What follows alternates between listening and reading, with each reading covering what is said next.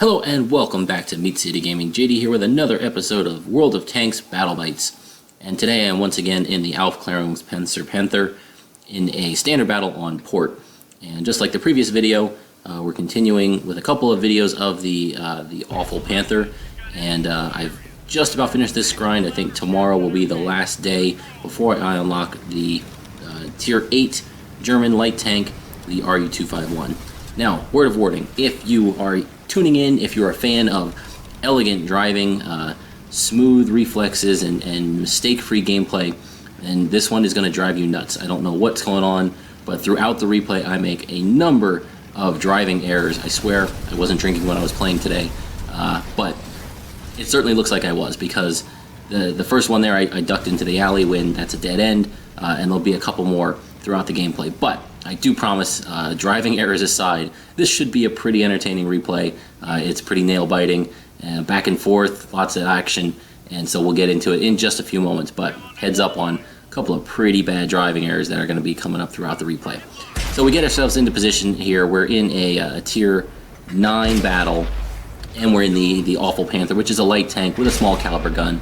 So we're here to try and provide a little spotting, but there are a number of tanks on our team that have advanced beyond my position. So what am I doing here right now? Well, I'm not doing a whole lot. There's no way I'm penetrating any of these tanks that I'm looking at from the front. I'm not providing any spotting. So basically, I'm not doing anything here. So I decide, okay, I'm not helping the team. I'm going to relocate. That's one of the good things about being in a light tank. Even the awful Panther, which is quite heavy for a light tank, is that it can shift to different fields of the battle to relocate to help out where needed. So I'm going to put this speed to use, and there's driving mistake number 2 as I plant into the corner of that building, which just happened to jump right out in front of me.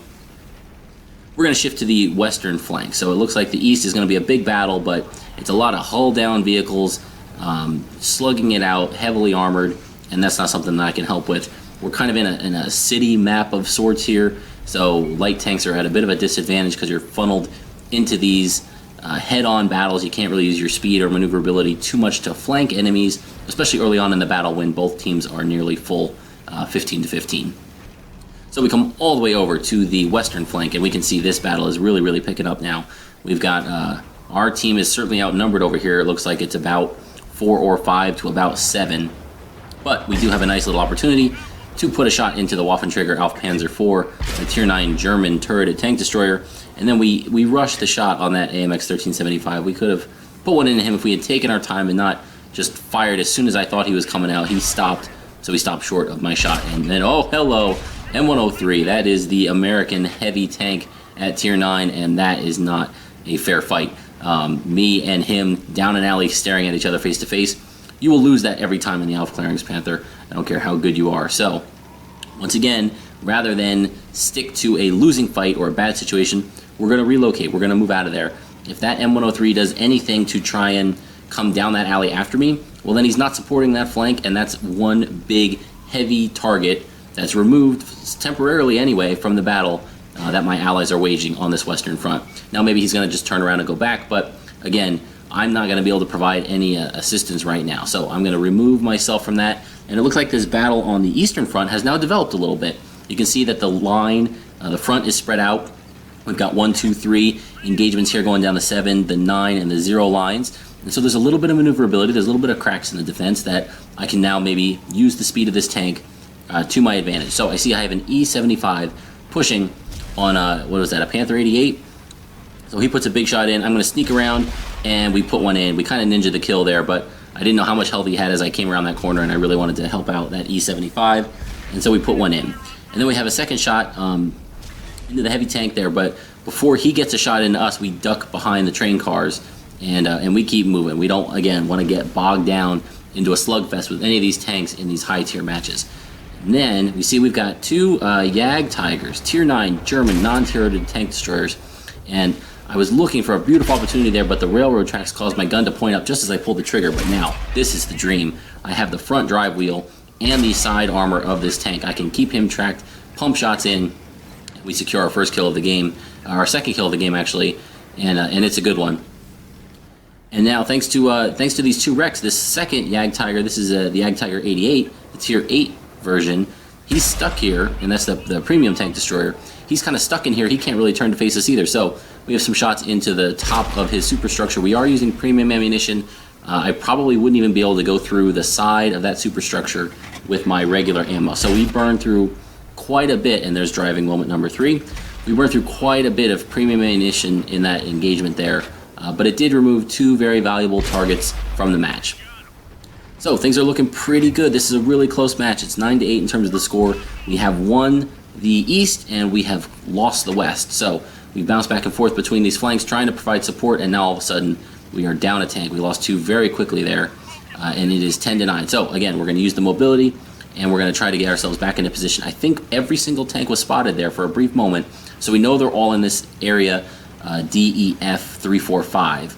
So I can kind of loop around here and try to get into a nice little flanking position and provide some different angles of fire from where all my allies are grouped up, as you can see on the mini-map. So we're sneaking our way down here, trying to avoid contact until we get ourselves into position where we can provide a little bit of surprise supporting fire. So here we go. Here's our opportunity. We're going to poke through, and that's a great target. Waffenträger auf Panzer IV. I think that's the same one we were shooting at earlier. We put 1 into his turret. Very, very weakly armored turret. 2 goes in, and he's removed from the game. That is a really big target to get out of there. Now there's an E75 down here. We fire 1 into his side, and it bounces. Yeah, you're going to need the premium for this one, too. Oh, he pulled forward. That bounced off of his rear just a little bit. Too little bit of lead. My second shot goes in, but it was my last premium round, and now it's just me and 1 other ally against 3 enemy tanks. And boy, this is going to be really tough. I need that E75 to do some really good work here because this tank is just not capable of carrying it. And boom, he puts a big hit into one of the enemies. I think it was a Super Pershing, but it seemed like it was on pretty high health, so I'm not exactly sure what happened there. But 1 target down. Now, if he can just get rid of 1 more, but they're 2 autoloaders. It's the AMX 1375 and a T54E1. Oh, the E75's taking a hit, takes 2 hits, and he's removed. I really need to get rid of this AMX. Fire once. Fire twice on the move. Boy, that shot's never going to go in. I try to cut him off. Oh, there is driving dirt moment number 4. And we clear the wreck. We put a shot in. Okay, that's good. It's 1-on-1. We've got 5 kills. Now it's us, but the T54E1 is on full health. And this was a really, really bad mistake. So I wasn't able to really count the shots and pay attention early on there when the Tiger, or the E75 was engaged with these guys. But the T54E1 put at least 3 shots into our ally, which means he had to go for a reload. He had at most 1 shot left if he was using the top gun, or 2 if he's using the not top gun. And we didn't engage it. We should have gone really, really aggressive as soon as we got rid of the AMX 1375, but we didn't. I wasn't sure what the status of his reload was. I was thinking I need to break contact and surprise him somehow, get behind him, get him to miss 1 or 2 shots from his clip, but we're not able to do it. Instead, we prolong the battle and allow him to finish his reload, and then he puts 3 shots into us to remove us from the game. Again, that would have been a really tough situation to go against a full health T54E1 in the awful Panther. So we'll take a quick look at the results. Unfortunately, it is a disappointing defeat, but we did have a nice influence on the battle. We did 1,400 damage, almost 1,500 damage, secured a first-class mastery badge, and an Orlik's medal, which is destroying 3 enemy tanks or tank destroyers while in a light tank, and each of those 3 kills must be at least 2 tiers higher than the player's tank. So an impressive medal, 5 kills. We really did have a nice game there. We were kind of preying on the weak. We were using the awful Panthers' strengths in this match, pretty much its speed, and its flexibility was its only strength. But we let the gun go to work, found some targets of opportunity, kind of threw it away at the end there. Again, that would have been a really, really tough fight, even if I had done everything perfectly. But it's unfortunate when you make a mistake like that.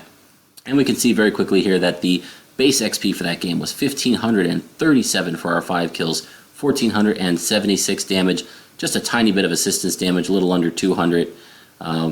We did have 1 non-penetrating shot that we took, which is a bonus in a game like this, in a tank like this.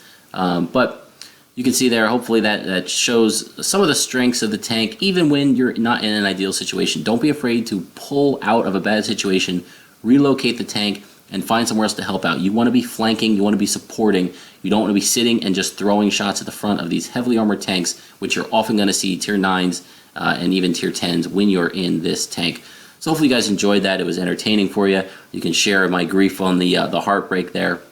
If you did, please feel free to like and subscribe for future content, and I will see you next time. Thanks.